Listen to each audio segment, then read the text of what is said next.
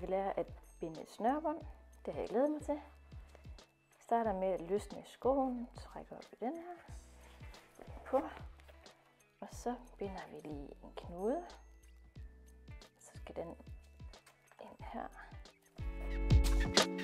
Her tager jeg lyggen omkring mine pegefinger og støtter den lidt med mine langfinger og tommelfinger ud til den rette bredde på cirka 4 fingers bredde.